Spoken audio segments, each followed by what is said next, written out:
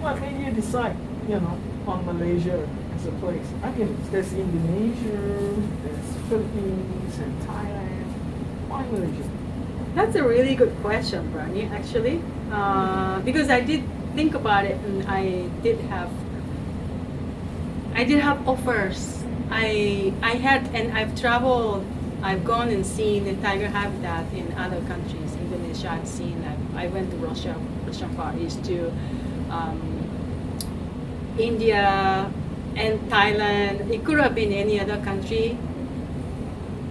I think I already fell in love with Taman Negara. This one I'm talking about after PhD. Yeah? I mean, PhD research was already kind of decided here before PhD started.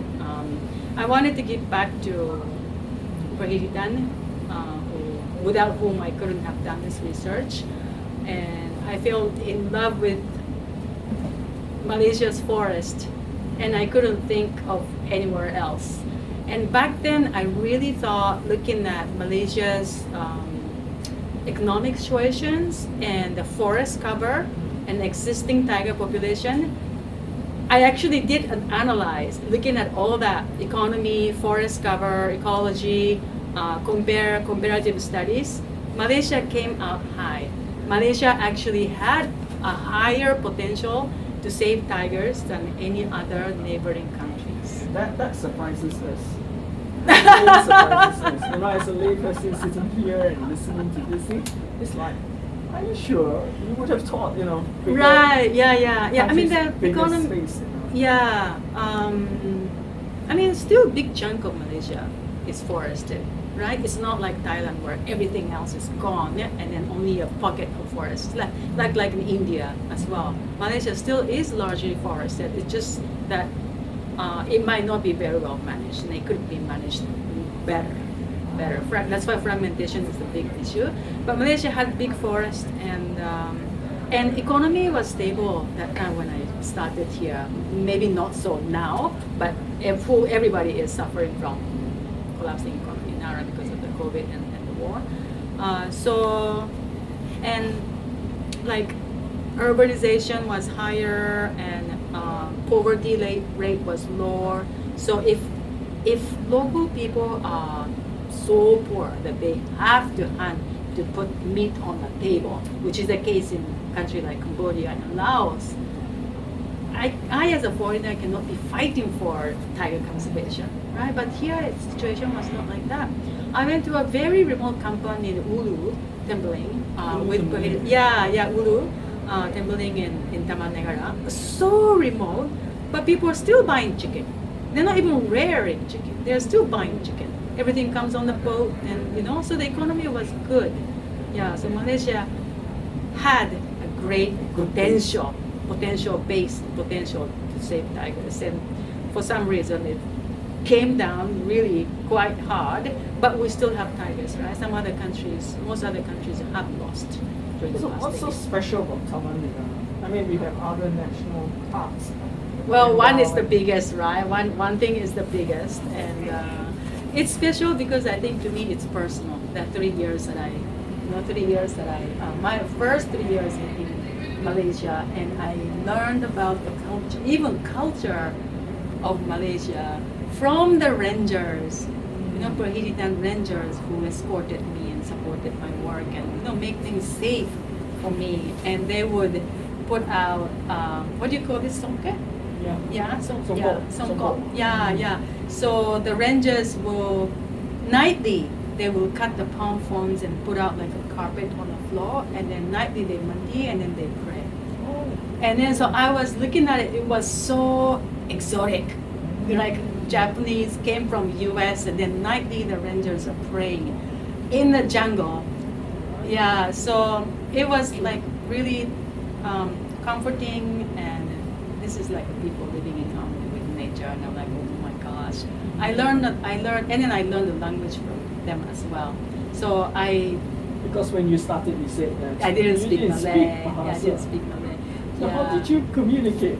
Yeah, that was tough. Beginning? Oh no, actually because that's right. Most rangers spoke only Malay, right? And I didn't speak Malay.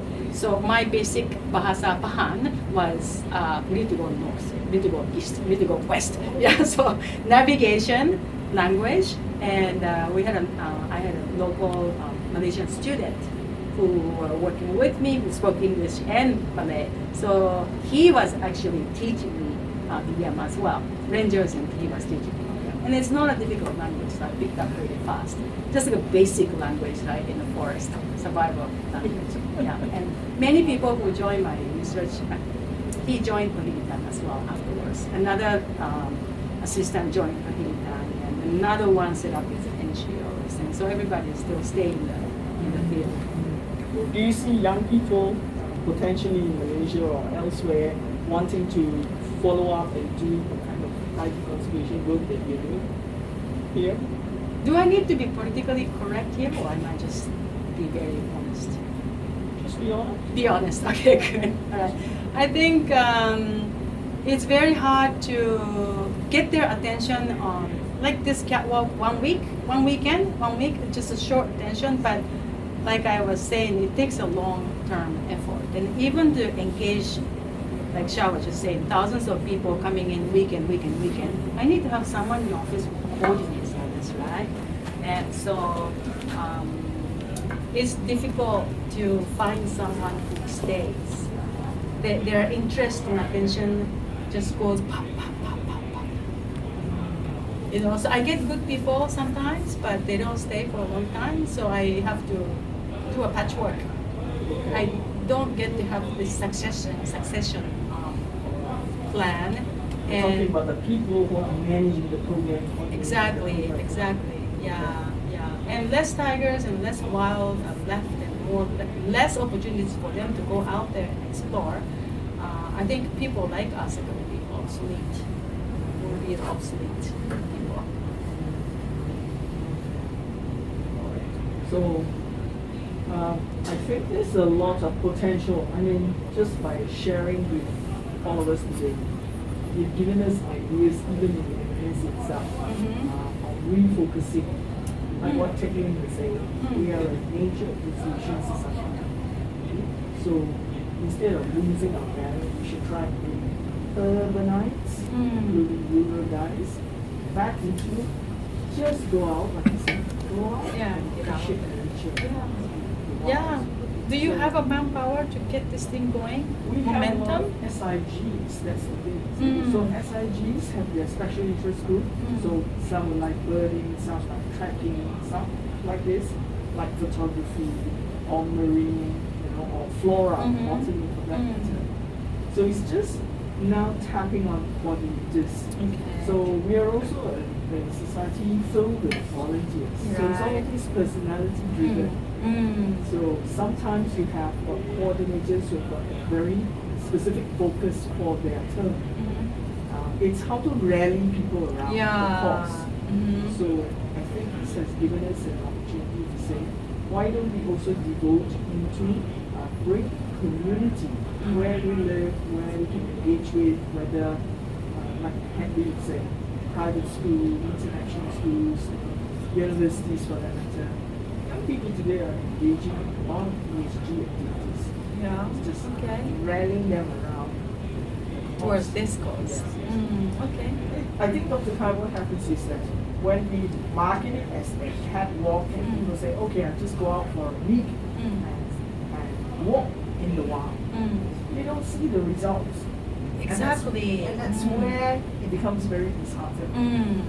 So True. How do we get people to sustain that?